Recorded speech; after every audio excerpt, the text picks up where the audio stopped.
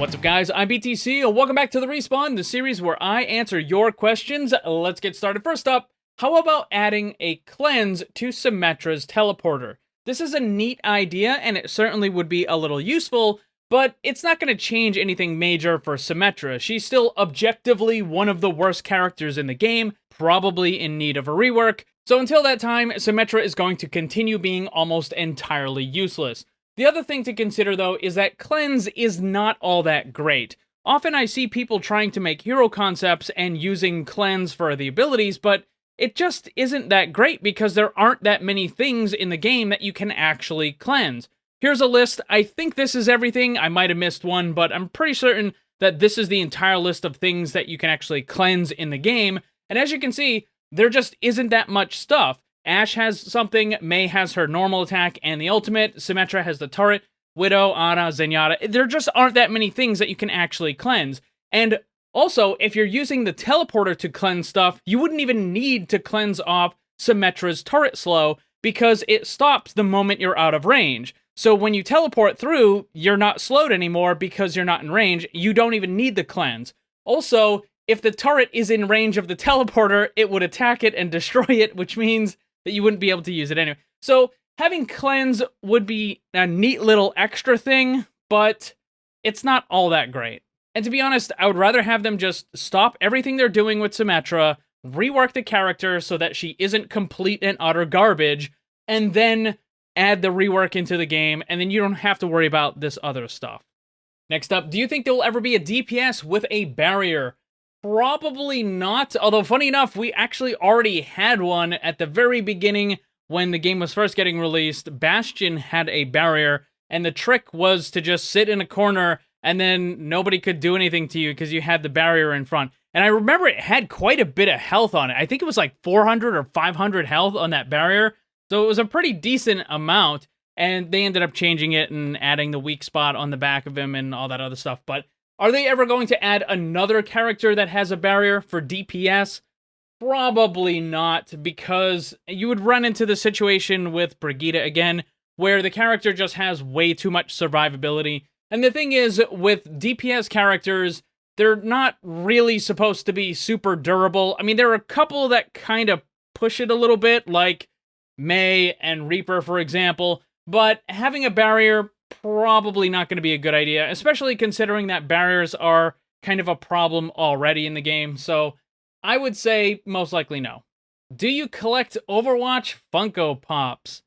No, definitely not. I don't collect any of that stuff. I know a bunch of YouTubers and streamers, they always go out of their way to collect all kinds of garbage for whatever game that they're playing, whether it's little figures or posters and all kinds of... None of that stuff means anything to me. It's all worthless. If I buy something, then it's because it has a purpose. Like, if it doesn't have any sort of purpose or usefulness, then I don't care about it and I don't want it. The only exception to this is when somebody gives me something. So if I get a gift from a friend or family, or even I used to get a bunch of gifts and stuff, like kind of little things about Minecraft when I was making those videos, I had quite a few people send me stuff related to that. So I keep it because it's more of a connection to the people that sent it to me, or the fans or the friends or the family that give me something, so I'll keep that stuff. But am I gonna go to the store and just, like, buy useless stuff that's gonna sit on a shelf? No. Next up, should the game be reworked so individual skill matters more than teamwork? Yes, absolutely, but it will never, ever, ever happen. Unfortunately, in Overwatch, it takes 6 people to win a match and only 1 to lose it. So if you have one person on your team who is underperforming or who is throwing, which happens quite a lot, then you're going to end up losing because there's nothing that you can do. You can play unbelievably well and you will still lose because your team just doesn't know what they're doing. It's frustrating, to be certain. With the way Overwatch is designed around objectives, capture points, and payloads, plus on top of that you have barriers and healing and all kinds of other stuff, there just really isn't a way to have individual skill shine enough where it will compensate for the bad play of your teammates. And this is true even for GM and top 500 players who are in much lower games, because I've seen people who are in GM top 500, they have a new account, they're in gold or plat, and they will occasionally lose matches because even though they are just playing unbelievably well, the rest of their team is doing so bad, they still lose because there's just only so much that one player can do. And it's really frustrating, but I don't think Blizzard is ever going to try to change that. I think they want to keep it as a team-based game, and you're just kind of stuck with that, right? Where individual skill can only do so much, and you have to rely on the rest of your team, which is unfortunate and often frustrating. That leads quite nicely into the next question. Are you tired of Overwatch? No, I'm not tired of the game. I still like it, but I am quite a bit disappointed with the lack of meaningful updates and meaningful content to the game.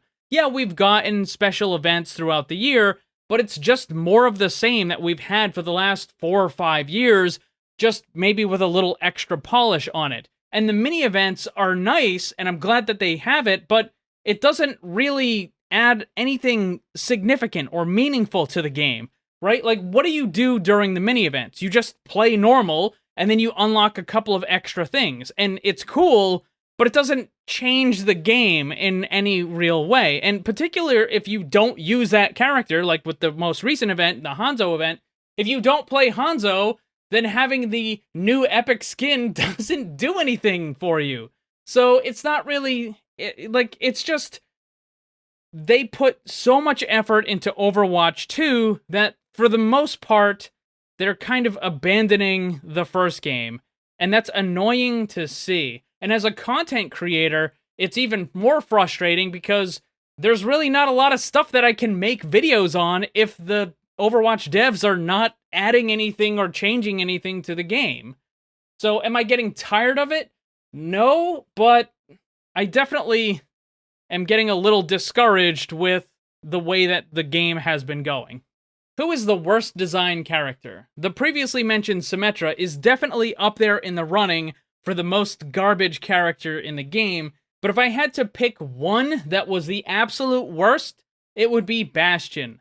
He is a stationary character in a game that requires mobility. It makes absolutely no sense. His sentry mode is 1,000 times better than the normal mode, and yet it doesn't move. So you're required to have complete team cooperation, which, as previously mentioned from the earlier questions, doesn't always happen.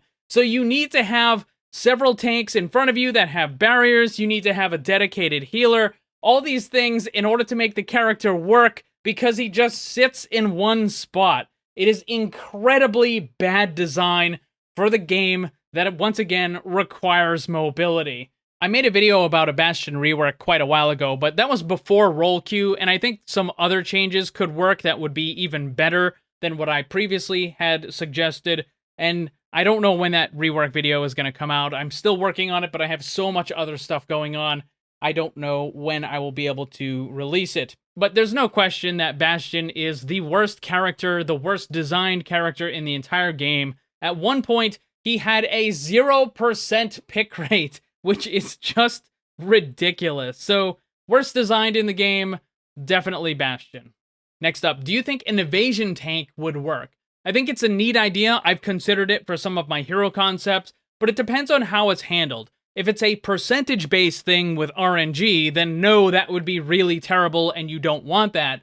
However, there are other ways that you can have it where it activates by an ability or it's a passive that happens every so many seconds. For example, I made a hero concept a while ago called Mikhail, and he has a passive ability called Displacement with a cooldown of 10 seconds.